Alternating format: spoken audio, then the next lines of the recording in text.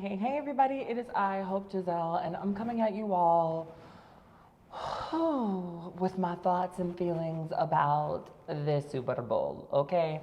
Now, I know that y'all want to jump right into the nitty gritty. Y'all want to know what I think about Rihanna's performance. Y'all want to know what it's giving. I'm probably going to title this video something really clickbaity like my thoughts on Rihanna, whatever the case may be.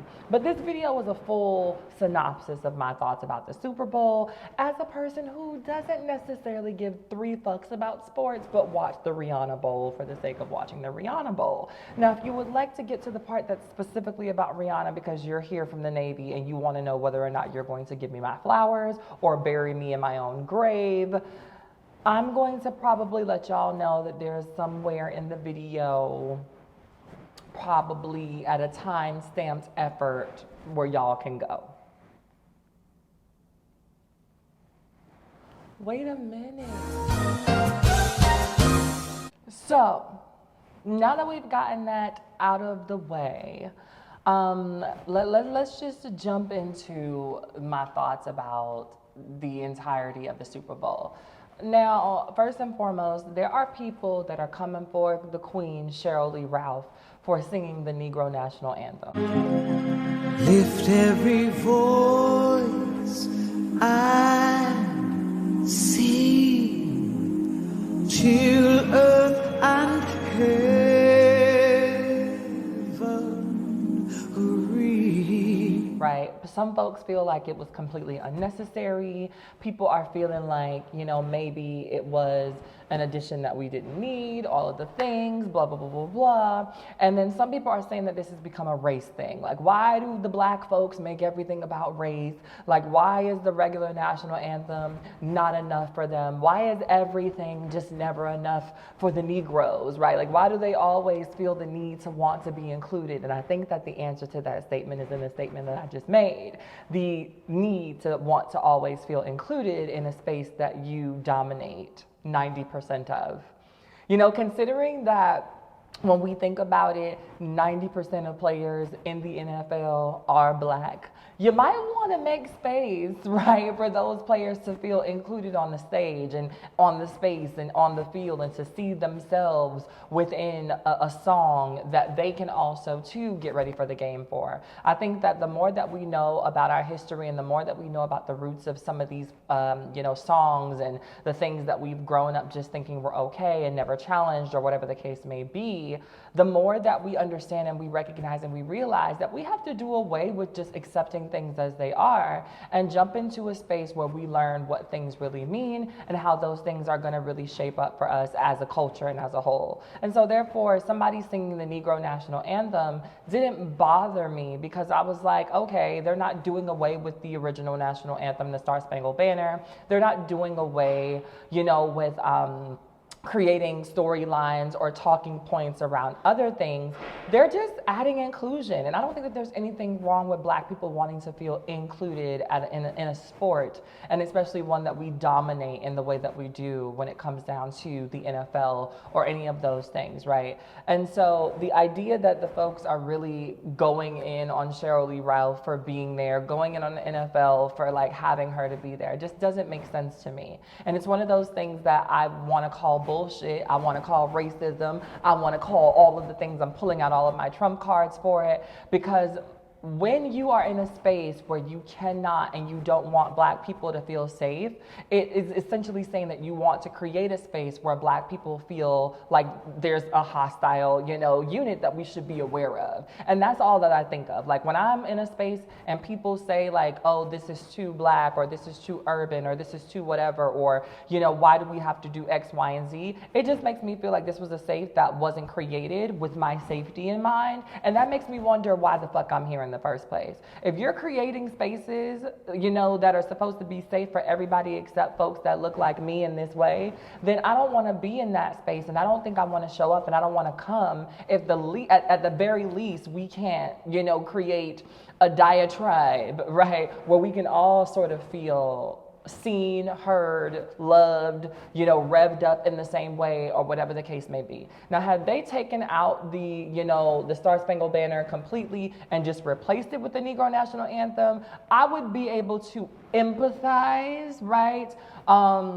With why people might feel that this was racially motivated, and that doesn't need to be a thing. And mind you, it still wouldn't take away from the fact that I would disagree with them, but I would at least be able to somewhat, somehow, some way empathize with why they might feel the way that they feel. But considering that that's not what, that ain't really the energy, I'm gonna go with y'all are just racist and y'all are really just hating any time that we get any glimpse of exclusivity or inclusivity, at all. Not to mention, I think that a lot of people just have an issue with the fact that Sheryl Lee Ralph is having her black girl moment all up and through her womanhood, right? The last couple of months for Sheryl Lee Ralph have been amazing. She's accomplished a bunch of different things in the last couple of months, and this is just another thing that she's adding to that checklist of bitch, did it, and I think that a lot of people, including some black folks, have an issue with black women coming into space, taking up space, and making way and room for ourselves. They don't like it when black women show up and we show up unapologetically and proudly, and when we're constantly winning at ad nauseum. I think that there are some people that genuinely have an issue with the fact that it was a black woman, right? It's not even about the fact that it was the Negro National Anthem for some people. It's about the fact that it was a black woman that got up there, sang the house down, and that it was a black woman that y'all thought whose career was going to be over after Moesha. You know what I'm saying? It's like we thought we saw the end of you when Brandy, stopped doing that teen show. Why are you back? And it's just nah, bitch. I'm still here. I'm still here. Y'all thought y'all got rid of me after Dreamgirls, and that wasn't the case. And then you thought you got rid of me after, the Sister Act, and that wasn't the case. And then you thought you got rid of me. And so now I think that there are some people that are just sick and tired of seeing Sheryl Lee Ralph win.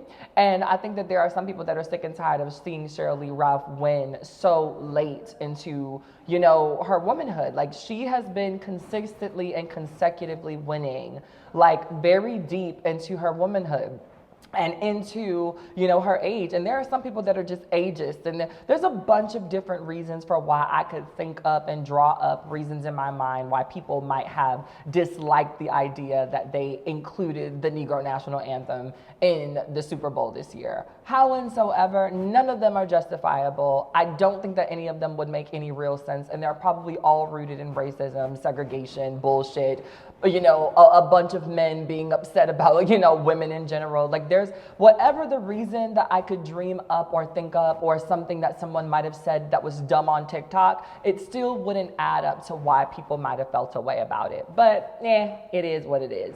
Now, when it comes down to the actual Star Spangled Banner, I want to say that I enjoyed it thoroughly. Howsoever, I saw a lot of people big upping the Star Spangled Banner as if it was the best that we've ever heard, and I don't think that we're gonna get any better than Whitney, so I think we should all calm down as it pertains to that. We gotta learn to stop, giving everybody legendary and icon status, because not everybody is a legend or an icon, Not everybody is gonna come out and give us legendary vibes, legendary performances, and really, bring the message home in the way that we need people to bring the message home. And I think the last time that we really, really saw that get done, if I can remember, but I'm not even sure if it was, I'm not even sure if it was at the Super Bowl, but I know that Jasmine Sullivan, And bright stars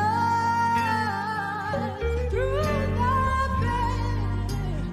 rolling sky, o'er the ramparts we watched were so gallantly streaming. has has given us an amazing rendition of the Star Spangled Banner time and time and time and time and time again. But outside of Whitney, I went to a middle school where in the morning when they did the Star Spangled Banner, it wasn't that generic old, choir song of the Star Spangled Banner. They literally made us do the Star Spangled Banner to Whitney Houston's version every morning. So imagine how long we were standing up there, at 13, just kind of sort of waiting for this whole thing. I don't remember how old you were in middle school, so y'all don't do my math. I've been out of middle school for quite some time. But however old we were standing up in the front of that class for a good 5 minutes because Whitney's version is a very unabridged version.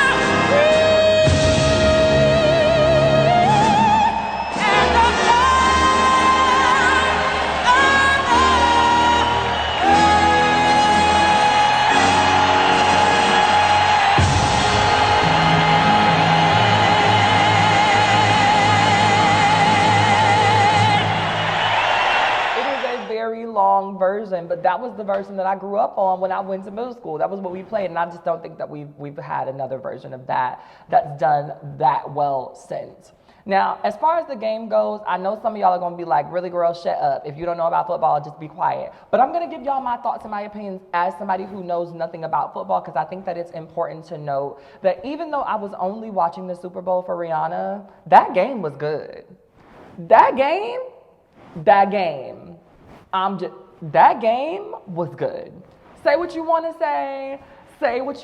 say, but that game was good. It was rigged, but it was good. And I know nothing about football. I could care less about the Eagles. I could care less about the Chiefs. I didn't know neither one of those teams really existed for real until the Super Bowl. But I will say that as somebody who wanted to preoccupy my time with something while I waited on Rihanna to, make the stage or whatever, I genuinely enjoyed the way that the game was being played, and it seemed like the Eagles had it, and it's because they did, and this game was rigged. I'm just going to go for it. I'm going for it. The game was rigged, okay? And I did not appreciate it. Because the Eagles, I randomly just was rooting for them because I happened to wear the same color. Once again, y'all, this is somebody who knows nothing about football. I accidentally wore the exact same color of the Eagles uniform. And so when I showed up to the Super Bowl party, everybody just knew that I had done that on purpose. But really, it was my friend Billy's birthday, and Billy loves green. So I showed up to his party in a version of green. And then I went to the Super Bowl party in that same outfit because I wasn't going to change. And people just assumed that I was rooting for the Eagles, and I had no idea who was playing. So I became an honorary Eagles fan, and I'm upset that they were, gypped out of a win. They were supposed to win the Super Bowl. That's all I'm going to say. All I'm going to say about that is that me and my honorary Eagles fandom are upset because the Eagles were supposed to win that. Say what you want to say. Say what you need to say, but don't tell me a joke, but don't lie to me. Tell me a joke, but don't lie to me. All of my real football fans, tell me jokes, but don't lie to me. That game was rigged, and you know it. You know it, okay? So now that we've gotten all of those things out of the way, let's talk about the star players. We have to talk about the Super Bowl commercials that were non-Super Bowl-y this year. These Super Bowl commercials didn't Super Bowl the way that they Super Bowled when I was growing up. I don't know about y'all, but Super Bowl commercials used to be the next best thing beyond the halftime performance. Outside of watching the Super Bowl for the Super Bowl if you're a sports fan, or watching it for the halftime show depending on who was performing, we all can agree that Super Bowl commercials commercials are bar none the best commercials that you're gonna get for the entire fucking year. This year, trash.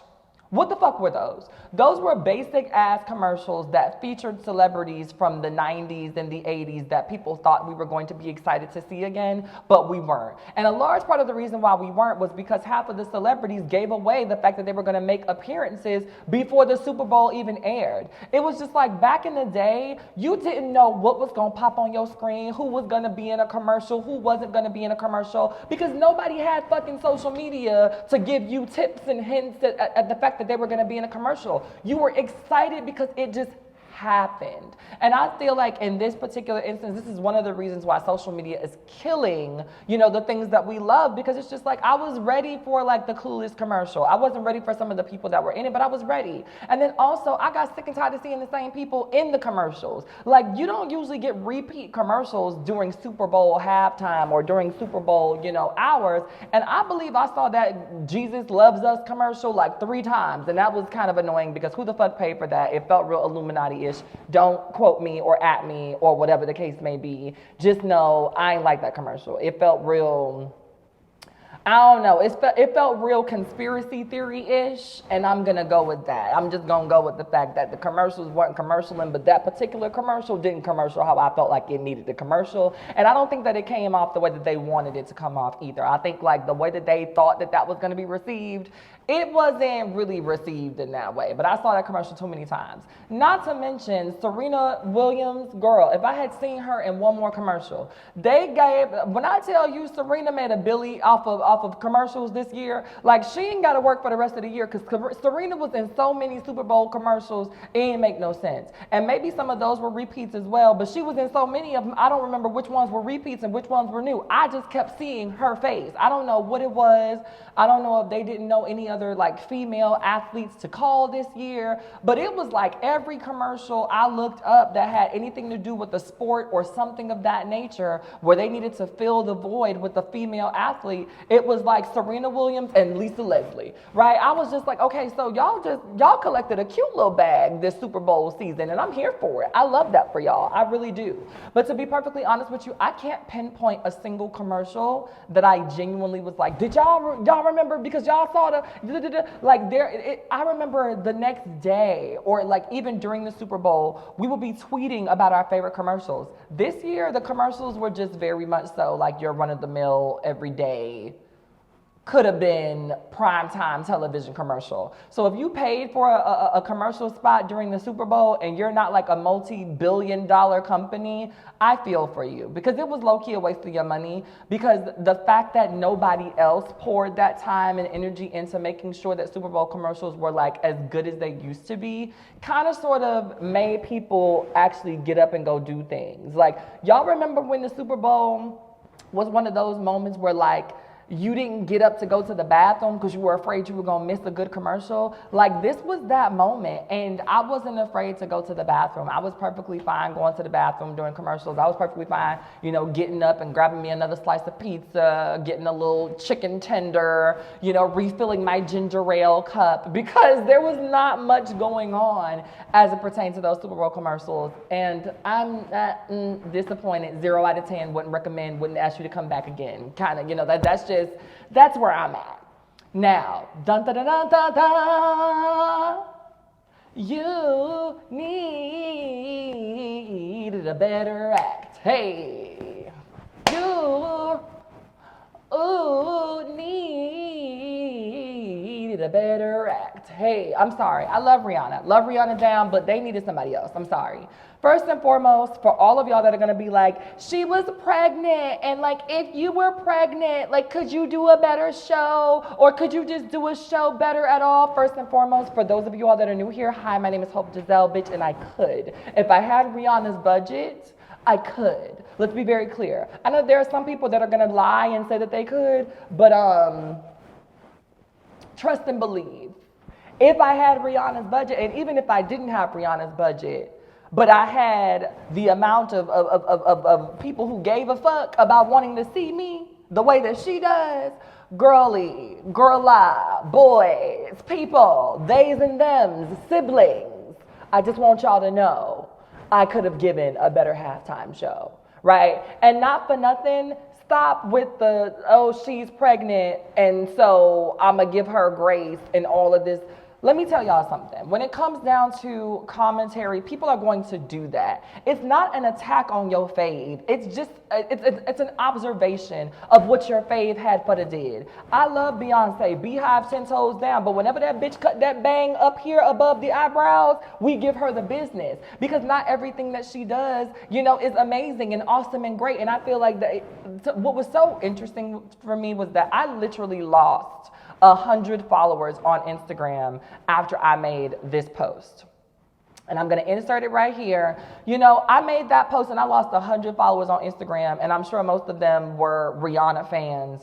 And I'm just like, the fact that y'all do away with people that you know in real life to defend a bitch that don't know you exist really like perplexes me. Like, it's one thing to stand somebody and to be a fanatic and to have an idol and all of that stuff and do all of the things, right? I know that some Christian people are going to disagree with that statement, but if it don't apply, let it fly, right? But it's okay to like a person beyond just liking them. What is not okay to do, and what I've never understood, is how people will throw their cousin away to defend Beyonce, Rihanna, Nicki, or whomever else it is that they're standing. These people will throw their mama in a trash can if she said that this person did anything less than fart rainbows and spit out Skittles. You know, and it's just like, y'all gotta stop. Y'all really have to stop. Like, your fave is not gonna always hit, because your fave is a person. Your fave is not some AI bot that is, you know, built to,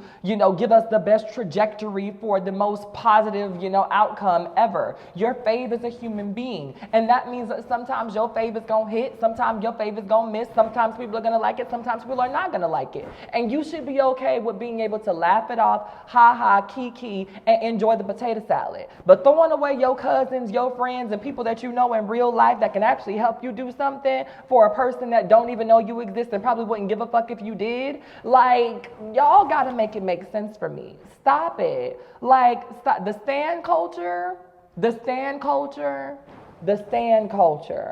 y'all really gotta stop, especially because it's gonna get some of y'all fucked up.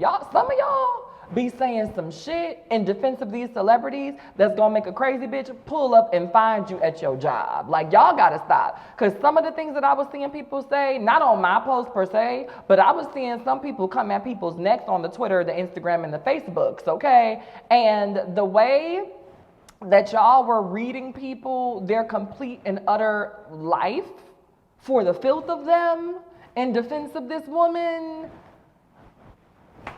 I'm not gonna say I wouldn't have pulled up and found you, but some of y'all were saying some things that were worthy of being pulled up and found. Because, girl, this lady don't know you, and she ain't gonna give you a piece of that Fenty money on no day. But y'all are out here saying that people's mamas should die, and that people's babies are bald-headed, and that you would fuck people's husbands. It got real reckless on Sunday about Rihanna, okay? And it's never gonna be that serious. Now, into my thoughts about the performance. The stage and the setup of the stage was beautiful. I liked the risers. I thought that, like, the levels were really cool. I thought that that was amazing. Rihanna herself, I think that the mic was hot majority of the time, 85% of the time that mic was hot. And so what I did enjoy was the fact that it seems like Rihanna has been getting singing lessons. It seems like she's been training her voice more. And for those of y'all that are gonna think that that's shade, anybody who was in tune with reality knows that Rihanna is not the best singer.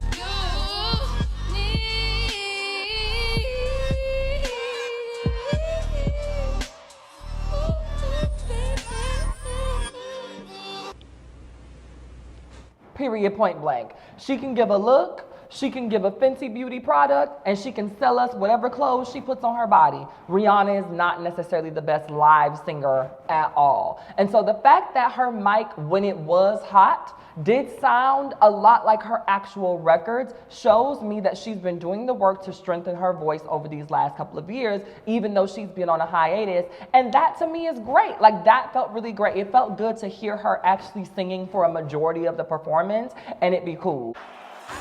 Feel it coming in the air, hear the screams from everywhere. I'm addicted to the thrill. It's a dangerous love affair. Can't be scared when it goes down. Got a problem, tell me Who gonna run this town tonight? Now, there were some notes where sis knew she wasn't going to hit it, and she literally turned her face away from the mic, and yet and still, the note was still hit. Nobody is above it. Beyonce has lip sung, Janet, Britney, all of your faves and the greats have done a little lip singing moment. And so when I say the mic was on and it was hot 85% of the time, I mean that. She was pregnant, she was a little winded, she also knew that there were like different complications, probably being scared as fuck up there in the middle of the fucking sky. And so I understand why there might have been a little track running behind to help her with the things of the things, okay? I get that. But that was one of the things that I liked on top of the stage. I enjoyed thoroughly the dancers. I know that a lot of people say that some of the choreography was bullshit. It didn't make sense. The dancers were doing nonsensical things for, very long amounts of time. But to me, every time I looked over at them dancers, baby, they was giving it. Them dancers were, Rihanna's dancers, bitch, they was whoever choreographed that piece, baby, kudos and hats off to you, because I genuinely enjoyed watching the dancers. The dancers gave it everything that they had, even though they had to do it in those Michelin man-ass sweatsuits, but, that's neither here nor there. But I really appreciated the fact that the dancers got down with the get down and they did the things that needed to be done. Those dancers really slayed. But when it came down to it, Miss Rihanna Robin Fenty herself was underwhelming. And it wasn't just because she's pregnant. And I hate to do the comparison and contrast because comparison is the thief of joy. Let me say that, and I'm going to be the first to say that. But what we not going to do is act like Rihanna's the first woman to ever be pregnant and be an entertainer on stage. She's not. And before y'all go into the things about comparing everybody to Beyonce, we have Brandy, we have Alicia Keys, we have Erykah Badu, we have so many other people that have done really great performances while pregnant. And then at the end of it, I'm gonna throw in there Beyonce, who's done it on multiple occasions, whether she knew, whether we knew, whether we didn't know, all of the things. And to me, what I also felt like was she opened the performance rubbing on the belly as kind of sort of like the excuse for why, if I'm winded or if I can't hit these notes, then look, pay attention to the fact that I have a baby. And a lot of you all bit right into that ploy. I think that the goal was to engage sympathy because she knew she wasn't going to be doing much. And so it was like, before we even jump into the things of the things, I'm pregnant. Hey, I'm pregnant, so go easy on me with your comments because I know I'm not about to give y'all much, but I'm pregnant. So like, and I don't like that. Like that's a cop-out. That is a whole ass cop-out. You knew that this was supposed to be the performance of the year to end all performances outside of Beyonce's tour. Bitch, this was the performance that we were all waiting for, and you knew that. And instead of just going up there and doing what you had to do and making the performance the best performance that you could have possibly made it, you was like, no, in typical Rihanna fashion, I'm gonna do what the fuck I wanna do. My Navy's gonna accept it, and y'all gonna take it because I'm pregnant, and so that's my excuse. And that's cute and all, but at the same time, bitch, it's not an excuse when you're in an industry where you have plenty of other people that have done it. And it's not to say that we are trying to police women into, pushing their bodies and doing all of these things. But it's just like, at the same time, sis, this is your job. You're an entertainer, and you're one of the biggest entertainers in the entire fucking world, and you haven't performed in the last 7 fucking years. You knew what we expected. And if you knew that you couldn't deliver that, then I think that it might have been better to make the pregnancy announcement before so that people didn't have their hopes up, and we would have expected a pregnant performance, and we would have judged it as such beforehand. Waiting until the day of, people are pissed, right? The girls are pissed. It was giving no. Like, it gave very much so, let me let y'all know, I know y'all thought y'all was getting a tour and another album out of me, but this is my excuse to not sing for another 5 years. Enjoy the underwear and the contour sticks. Please do. All of this entire performance felt like I'm going to excuse the fact that I'm not going to do it and that I low-key don't even really want to be here with the fact that I'm pregnant, and I'm going to do it because I signed a contract a couple of months ago, but that's about it. Let's be very fucking frank with it. With the amount of time in between the first baby being born and this baby and how much she looks like she's already showing, I don't even think sis was healed yet before ASAP jumped back in the pussy. I really don't. I don't even think Rihanna's vagina was done with the dried up blood and whatever stitches she might have needed by the time he jumped back up in her. So there's no way you didn't know and you haven't known that you've been pregnant. And do what you want to do, release and explain your pregnancy however you want to release and explain your pregnancy, sis. But don't be thinking and expecting people to give you sympathy because of it. Because as an entertainer who knows that this was supposed to be one of the biggest fucking performances of the year, either you're going to push through or you're going to cancel. Excuse me, move, motherfucker, you anywhere? On my fucking way.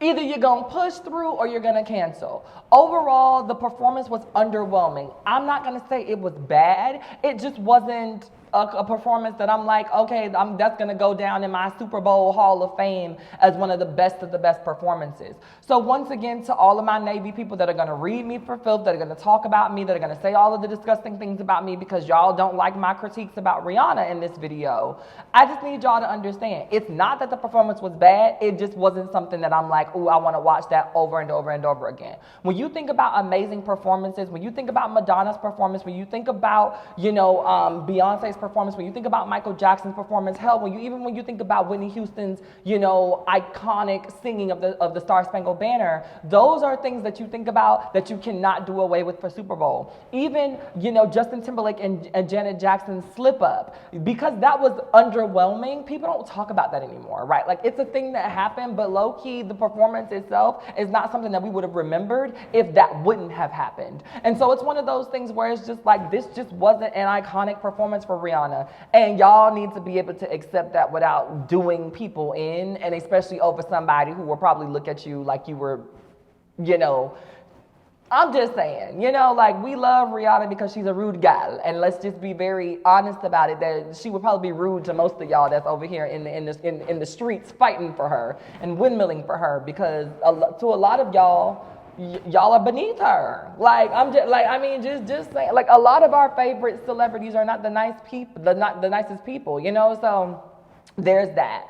My critique of the overall performance is that I really wish that maybe she would have pushed it back, she would have given it to somebody else, or that she would have at least let us know that she was pregnant beforehand so that we knew that we weren't going to expect, a whole bunch of stuff. A lot of people are still saying like, oh, well, Rihanna has never been a really great performer. Y'all are doing too much. Like, y'all expected her to spin around on her belly. Like, what did y'all want her to do? And it's just like, nobody's expecting her to do the most, but we were expecting her to give us a show that was worthy of a 7-year wait. And I'm sorry, but if you dig deep down in your Rihanna Navy heart, I'm sure that most of you all can admit that as well. It was not the best performance in the world. It wasn't the worst performance in the world, but the critiques about it are justified, and I think that we should all be okay with that. At the end of the day, that is my breakdown. Those are my critiques of the entire Super Bowl, including Rihanna's performance. Y'all let me know in the comments how y'all feel, respectfully, because bitch, I'ma block you. I ain't got time to go back and forth with you. I'm just gonna block you. We're not gonna go back and forth. I'm just gonna block you. So respectfully, like, what do y'all think? Do y'all think that I'm being too hard on her? Do y'all think that I'm being too hard on the Super Bowl commercial people? What do you think about Sheryl Lee Ralph? Do y'all think that it was a racist move? Do y'all think that it was a ploy by the NFL to get like buzz around the show? Like, what do y'all think is going on? Give me your thoughts and feedbacks down in the comments and all that jazz. And as always, make sure you like, comment, and subscribe. And don't forget, okay, it is always going to be about peace, love, and hope over here. And I will see y'all on the next one. Bye, everybody.